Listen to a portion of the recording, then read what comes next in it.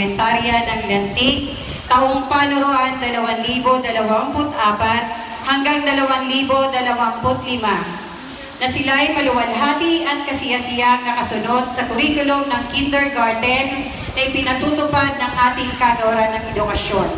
Akin pong hinihiling na inyong pagtibayin ang kanilang pag-angat ng antas.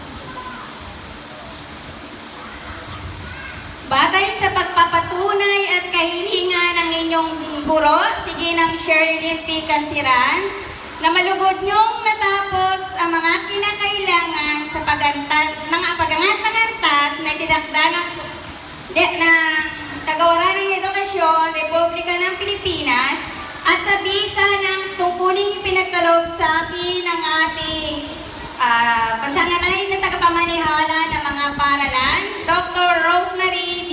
Torres, ay pinagtitibay ko ang inyong pag-angat ng antas sa araw na ito, ika-11 ng Abril 2025 sa Paaralang Elementarya ng Lantik. Bilang katibayan ng inyong pag-angat ng antas, ipagkakaloob sa inyo ang sertipiko ng pag-angat. Binabati ko kayong lahat.